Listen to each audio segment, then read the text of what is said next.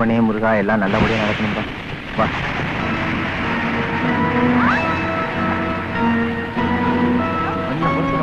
உனக்கு வழி வந்த உடனே மச்சானுக்கு போன் பண்ணி சொல்லிட்டேன்.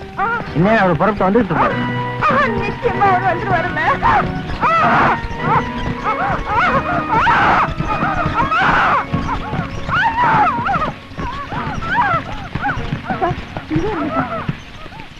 இப்ப பிரசவத்துக்கு வந்திருக்கிறது செல்வபுர ஜமீன் பூபதி ராஜாவோட மனைவி, என்னோட சிஸ்டர். தலைப்பிரசவம் கொஞ்சம் ஜாக்கிரதையா பாத்துக்கங்க. நீங்க ஒண்ணு கவலைப்படாதீங்க. அவங்களுக்கு ஏற்படுக்கிறது வாட் பெயின் தான். எப்ப வேணாலும் டெலிவரி ஆகலாம். எங்களால முடிஞ்சதை நாங்க செய்வோம். ஜமீன்தார் கண்டிப்பா வந்துருவாரு இல்லையா? வந்துருவோம். சரி.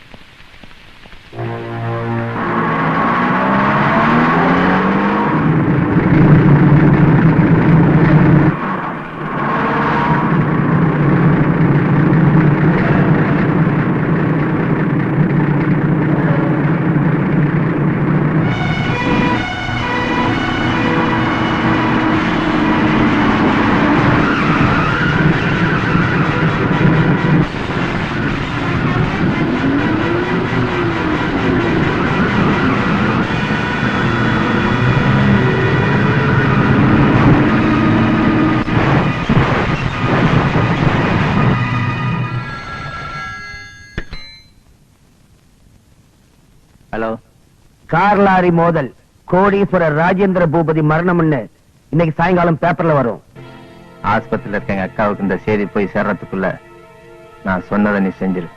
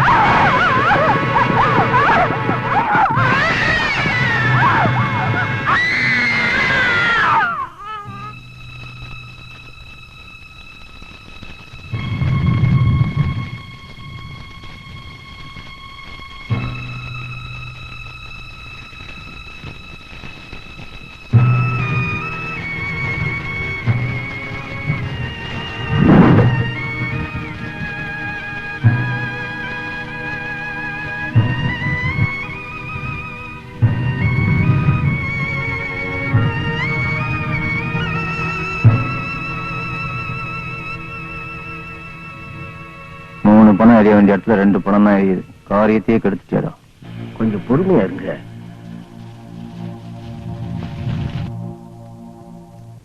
ரொம்ப வருஷமா வாரிசே இல்லாத உங்க மச்சான் ஒருவேளை தனக்கு குழந்தையே பிறக்காம போயிடுச்சுன்னா தன் மனைவிக்கு அப்புறம் இந்த சொத்து பூரா ஆறுபடை வீடு முருகன் கோயிலுக்கு தான் சேரணும் இந்த உயில் எழுதியிருக்கார்.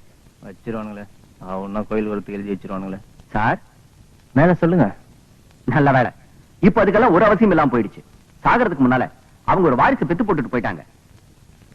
அந்த குழந்தை மேஜர் ஆகிற வரைக்கும் அதுக்கு கார்டினா இருந்து இந்த சொத்தையும் அந்த வாரிசையும் பராமரிக்க வேண்டியது உங்க பொறுப்பு. ஏன்னா இப்ப அந்த குழந்தைக்கு ரத்த சம்பந்தமா இருக்கிற ஒரே உறவு நீங்க தான். இத நான் சொல்லல, சட்டபூர்வமான இந்த உயில் சொல்லுது. வக்கீல் சார், ஒரு சின்ன சந்தேகம். என்ன? ஒண்ணு இல்ல, ஒருவேளை இந்த குழந்தைக்கு பேதி, ஜுரம், கக்குவான், இருமல் வந்து இடையிலேயே பொட்டுன்னு போயிடுச்சுன்னு வச்சுக்குங்க. அப்ப இந்த சொத்து லம்பா எங்க போய் சேரும்? அப்போ இந்த சொத்துக்கள் எல்லாம் ஆறுபட வீடு முருகனுக்கு தான் சேரணும்னு இதுல இருக்கு. கிழிஞ்சது போ ஐயா. அப்புறம் நீங்க முருகனை தேடிக்கிட்டு மலைக்கு மேல தாவிக்கிட்டு பரிவட்டத்தை தலையில சுத்திக்கிட்டு பஞ்சாமிரத்தை நக்கிக்கிட்டு தான் அலையணும். அப்படியெல்லாம் ஒண்ணு நடக்காது. மிஸ்டர் தம்பிதுரை, இன்னையில இருந்து அந்த கார்டியன் பொறுப்பை நீங்க எடுத்துக்கிறீங்க. அதற்கான பத்திரத்தை நான் ரெடி பண்றேன். Wish you all success.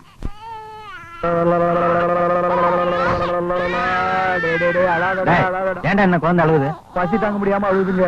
பாலை கொடுத்து தொலைக்க வேண்டியதானே? பசும்பாலை கொடுத்து பாத்துங்க, தாய்ப்பால்.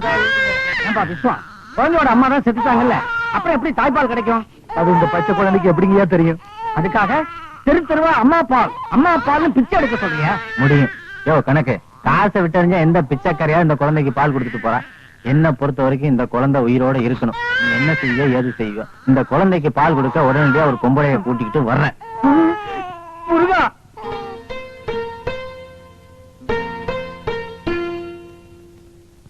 முதலாளி, கஷ்டப்பட்டு தேடி இந்த அம்மாவை கொண்டாந்து இருக்கிறேன். அவங்க பால் கொடுத்து முடிஞ்ச உடனே பணத்தை கொடுத்து அனுப்பிச்சிருங்க. 3 மாசமா 6 மாசமா தினமும் வந்து பால் கொடுத்துட்டு மொத்தமா பணத்தை வாங்கிட்டு போ. எல்லாரும் சந்தோஷமா இருக்க இந்த நேரத்துல குட்டி ராஜா சக்திவேல் என்னை விட்டு பிரியறான்னு நினைக்கும் போது எனக்கு ரொம்ப வருத்தமா இருக்கு. மிஸ்டர் தம்பிதுரை, என்ன சொல்றீங்க? அவன் இந்த மண்ணை விட்டே போக போறான். ஐயா, புரியல? சக்திவேலுக்கு இனிமே ராஜபோக வாழ்க்கை தான். அவனை லண்டனுக்கு அனுப்பி வைக்க போறேன். அடாடா, லண்டனுக்கு குழந்தைய அனுப்பிச்சு படிக்க வைக்க போறாருன்னா நம்ம தம்பிதுரை ஐயா எவ்வளவு விசுவாசமான ஐயாவா இருக்கணும். எனக்கு புல்ல இருக்குதுங்க. அது மட்டும் இல்ல கணக்கு, லண்டன்ல இருக்கிற என் ஃப்ரெண்டோட வீட்டுல தான் தங்கி வளர்ந்து சின்ன ஜமீன்தார் படிக்க போறார். லண்டன்ல சின்ன ஜமீன்தார கூடவே இருந்து கவனிச்சுக்க. இந்த ஜமீனுக்கு விசுவாசமான ஊழியனா, ஒரு சகோதரனா, ஒரு நல்ல மனுஷனா இருக்கவனா பார்த்து அனுப்ப போறேன். அது வேற யாரும் இல்ல, நம்ம விஸ்வம் தான்.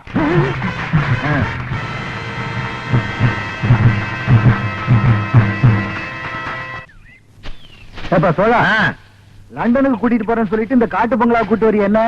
உனக்கும் இந்த குழந்தைக்கும் டிக்கெட் கொடுக்கறமே இங்க தான். இங்க இருந்து எத்தனை பேரை நான் லண்டனுக்கு அனுப்பியிருக்கேன் தெரியுமா உனக்கு?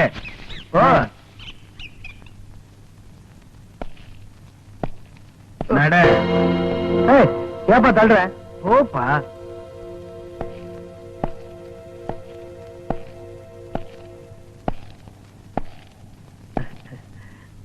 ஐயா, டிக்கெட் வாங்கிட்டீங்களா?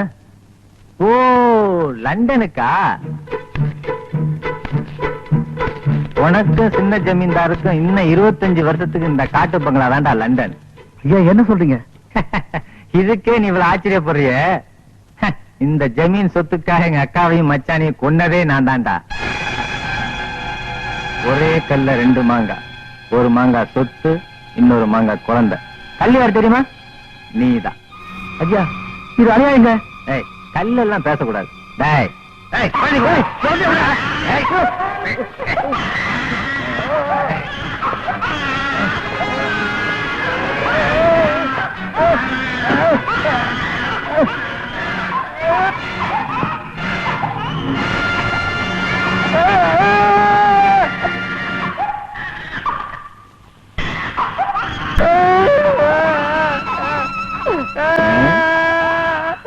நான் ஏன் உன் நாட்டு அர்த்தம் தெரியுமா?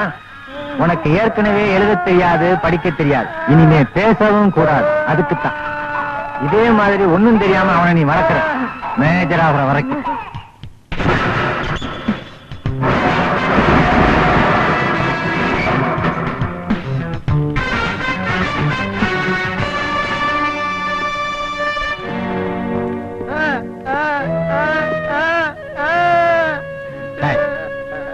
குழந்தைய குழந்தைய கொடுக்க மாட்டேன்.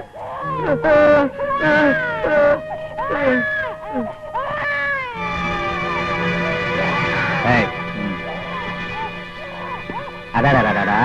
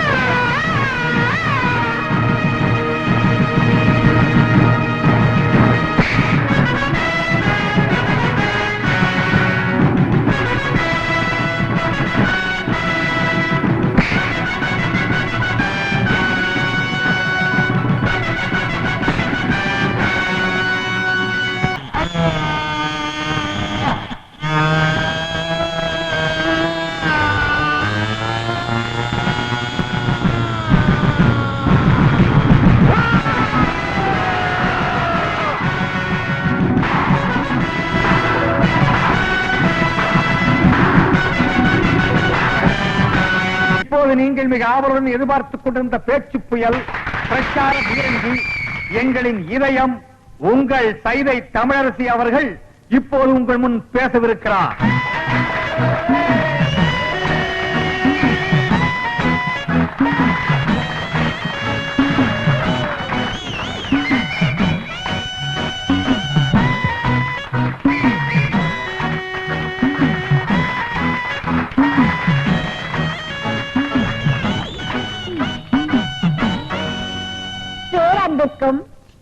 பெருமதிப்பிற்கும் உரிய பெரியோர்களே, தாய்மார்களே, என் தங்கத்தின் தங்கங்களே,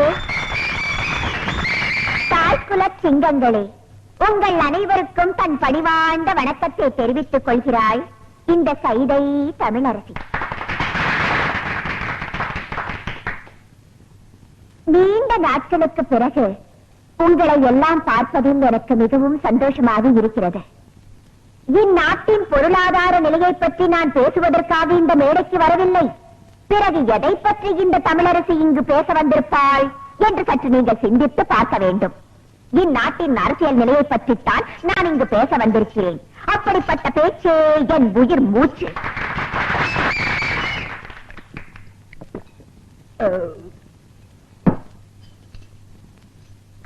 ஆமா, தெரிய மாட்டா கேட்கிறேன், யார் இந்த எம்எல்ஏ அறிவரசு?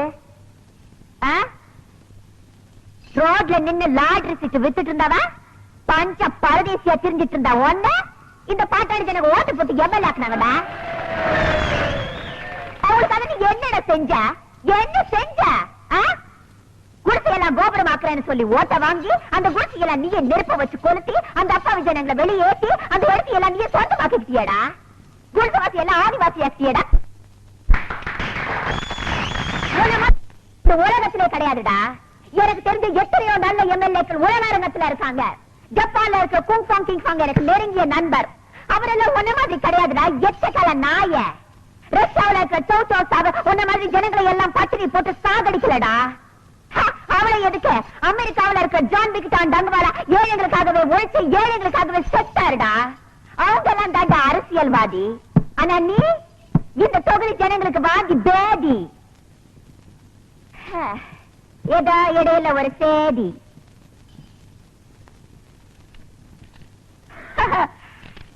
என்னுடைய கூட்டத்தை கலைக்க வேண்டும் என்பதற்காக போலீஸை ஏவி விட்டிருக்கிறார் அந்த எம்எல்ஏ அறிவரசு.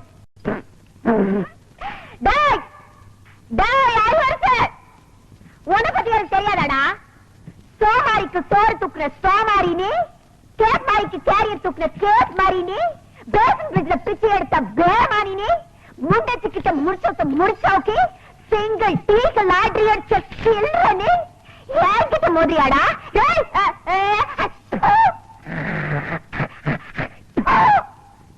மண்டவளத்தெல்லாம் தண்டவளத்துக்கு ஏத்திக்க வேண்டாம், ஜாகிரதை. நான் பொம்பளைதான்டா, இருந்தாலும் சொல்றேன், என்னோட ஒத்தைக்கு ஒத்த நிக்க தயாரா? உனக்கு எனக்கு ஒரே ஒரு வித்தியாசம், மீச மீச மீச, புரிஞ்சதாடா பிஸ்கோத்த?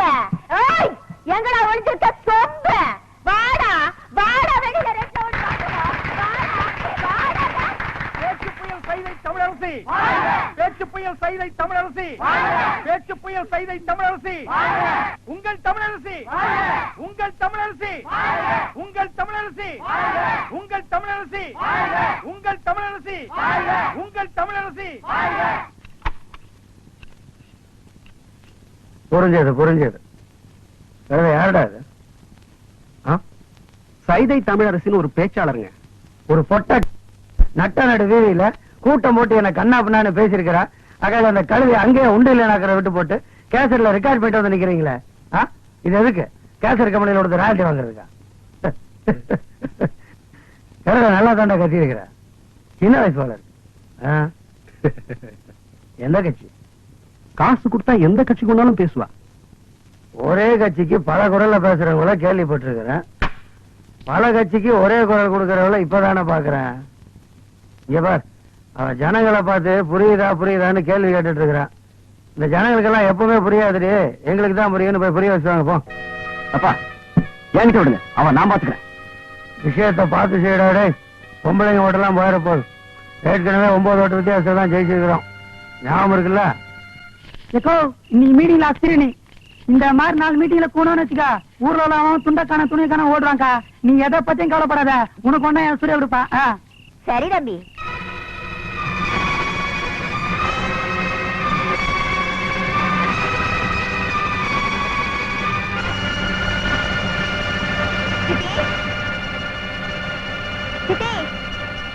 வாங்கம்மா, சைதை தமிழரசி வாங்க. என்ன வீடெல்லாம் அலங்கோலமா இருக்கு? வந்தானுங்க உன் மாமனுங்களும் மச்சானுங்களும். வந்தவங்க நம்ம வீட்டு சாமான் சட்டி எல்லாம் இப்படி இருக்க கூடாதுன்னு அவங்க இஷ்டத்துக்கு தூக்கி வீசிட்டு போயிட்டாங்க. கொஞ்சம் விவரமா சொல்லுங்க. ஏண்டி இன்னைக்கு மேடையில யார பத்தி நீ பேசுன? நீ பேசின பேச்சுல அனல் பறந்ததோ கனல் பறந்ததோ எனக்கு தெரியாது. ஆனா நம்ம வீட்டுல இருக்கிற சாமான் சட்டி எல்லாம் பறந்து போயிடுச்சு. ஊர்ல இருக்கிற எந்த எம்எல்ஏ என்ன அக்கிரமம் பண்ணா உனக்கு என்னடி? ஏற்கனவே கை கால் விளங்காது உங்க அப்பனை கட்டிக்கிட்டு வாழா வெட்டியா வாழ்ந்துட்டு இருக்கேன். இதுல வந்தவங்க உன் பொண்ணு அடக்கி வைக்கலன்னா விதவை ஆயிடுவேன்னு என்ன மிரட்டிட்டு வேற போறாங்க. அப்படியா சொன்னாங்க? அது மட்டும் இல்லடி, இன்னொன்னு சொன்னாங்க. சொல்றதுக்கே நாக்கு கூசுது. என்ன சொன்னானுங்க? சொல்லுங்க, என்ன சொன்னானுங்க? மணி கணக்குல மீட்டிங் பேசி கஷ்டப்படுறதுக்கு ஒரு 5 நிமிஷம் எங்க கூட படுத்துக்க சொல்லு, எவ்வளவு காசு வேணாலும் கொடுக்கறோம்னு சொன்னாங்க. நீ ஊரு பூரா மேடை போட்டு பேசுறியே, என் பேச்ச ஒரு நாளாவது கேட்டிருப்பியா? ஒரு பொண்ணு எப்படி அடக்க ஒடுக்கமா இருக்கணுமோ அப்படிதான் இருக்கணும். அதை விட்டுட்டு அரசியல் மீட்டிங் பேசுறாளா? அரசியல் மீட்டிங்? ஆமா பேசுறேன். நான் அரசியல் பேசுறத ஆட்சியை பிடிக்கிறதுக்கு இல்ல. நம்ம வீட்டு அடிப்படையில பூனை இடம் பிடிக்க கூடாது பாருங்க, அதுக்காகத்தான். என்னம்மா இது? ஏம்மா இப்படி எல்லாம் பேசுற? நான் பேசுறப்பா, நம்ம கஷ்டம் பேச வைக்குது. காசுக்காக ஒவ்வொருத்தர் எப்படி வேணும்னாலும் வாழலாம், ஆனா இப்படித்தான் வாழணும்னு ஒரு வைராக்கியத்தோட வாழ்றவதான் உங்க பொண்ணு. பாத்தியாடி, பாத்தியா? இப்படி ஒரு பொண்ணு நமக்கு இருக்கிறத நினைச்சு நீ சந்தோஷப்படுவியா? அதை விட்டுட்டு அது சரி, நீ பெற்றிருந்தா தானே? ஆமா, இவ்வளவு வேற நான் பெக்கணுமா? பொண்ணு கண்ணுல தண்ணி வந்த உடனே பொத்துக்கிட்டு வந்துடுமே உங்களுக்கு. வெளியில மேடை போட்டு பேசுனதுக்கு வீட்டுல இருக்கிற சாமான் சட்டி எல்லாம் உடைச்சு போட்டிருக்காங்க. இனி அப்பனும் மகளுமா சேர்ந்து வீட்டுல